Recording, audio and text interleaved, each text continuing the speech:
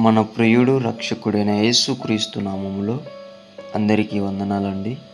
ఈరోజు దేవుని మాటలు యోనా గ్రంథము 2వ అధ్యాయము 10వ వచనము. అంతలో యెహోవా మత్స్యమునకు ఆజ్ఞేయగా అది యోనాను నేల మీద కక్కివేసెను. ప్రియ దేవుని బిడ్డలారా, మనం ఇక్కడ బాగా గమనించినట్లయితే ఒక చేప దేవుని మాట విని తన భక్తుణ్ణి కక్కివేసింది. ఒడ్డు దగ్గరికి తీసి యోనా భక్తుణ్ణి కక్కివేసింది. ఇప్పుడు దేవుని బిడ్డలారా, ఆ చేపని దేవుడు నోటి మాట చేత జలములు పుట్టించునుగాక అని పలికితే ఆ చేప పుట్టింది. కానీ దేవుడు నిన్ను ఎలా తయారు చేసుకున్నాడో తెలుసా? స్వయాన తన స్వరూపములో తన అరచేతులతో నిన్ను తయారు చేశాడు. నీకు జీవాత్మను ఊదాడు. ప్రియ దేవుని బిడ్డలారా, తన నోటి మాట చేత చేయబడిన ఆ చేప దేవుని మాట వినింది. ప్రియ దేవుని బిడ్డలారా, దేవుడు నీకు ఒక విలువనిచ్చాడు. నీవు ఆయనకు విలువనిచ్చి ఆయన మాట వింటున్నావా? దేవుని ఆజ్ఞ చొప్పున ఆయన భక్తుణ్ణి కక్కివేసింది.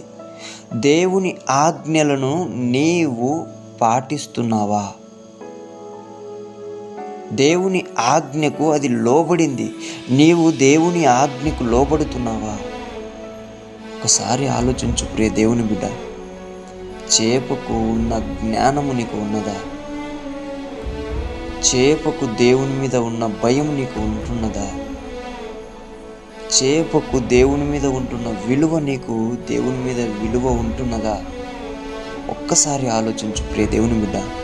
నిన్ను శ్రేష్టమైన వానిగా చేసుకున్నాడు దేవుడు. దేవుని ఆజ్ఞలు పాటిస్తే చేప ఈరోజు ఎన్ని రోజులవుతుంది? ఈ మాటలు ఇక్కడ మనము వ్రాసి ఉండి కొన్ని ఏళ్ళ సంవత్సరాలు అవుతున్నప్పటికీ కూడా ఆ చేప గురించి మాట్లాడుతున్నామంటే ఎంతగా దేవుడు ఆశీర్వదించాడు ఆ చేపని. దేవుడు నీ తరతరాలు కూడా నీ గురించి మాట్లాడే విధముగా చేస్తాడు. నిన్ను ఆశీర్వదిస్తాడు దేవుడు. ఎప్పుడో తెలుసా? నీవు ఆయన ఆజ్ఞను ప్రేమించినప్పుడు, ఆయన ఆజ్ఞ మాట విని దానికి లోబడినప్పుడు, ఆయన ఆజ్ఞకు విలువ ఇచ్చినప్పుడు.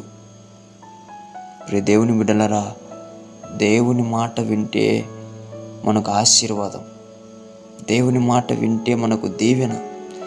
దేవుని మాట వింటే మనకు జీవం. దేవుని మాట వింటేనే మనం పరలోకం వెళ్ళేది. ప్రతి ఒక్కరూ కూడా ఆ చేపలాగా, చేప కంటే శ్రేష్టమైన విధముగా నిన్ను చేసుకున్నాడు. కాబట్టి నీవు చేప కంటే మరీ శ్రేష్టమైన విధముగా దేవుని మాటకు లోబడి దేవుని ఆజ్ఞలను పాటించి దేవుడు తరతరములను దీవించే ఆశీర్వాదాన్ని పోగొట్టుకోకుండా పొందుకోవాలని దేవుని పేట మనవి చేసుకుంటున్నాను. దేవుడి మాటను దీవించునుగాక. ప్రార్థించుకుందాం. మహాపరిశుద్ధుడైన మా తండ్రి, మీకు వందనాలయ్యా. నీవు మా మీద పెట్టిన విలువను మేము పోగొట్టుకోకుండా చేప నీ ఆజ్ఞకు లోబడి యోనా భక్తుని కక్కివేసింది ప్రభువా. తండ్రి, నీ మాటకు, నీ ఆజ్ఞకు లోబడి మా పాపములను మేము కక్కివేసి నీ దీవెన పొందుకునే విధముగా, తరతరాల ఆశీర్వాదం పొందుకునే విధముగా మమ్మల్ని తయారు చేయమని యేసు నామములో ప్రార్థిస్తున్నాము తండ్రి. ఆమేన్.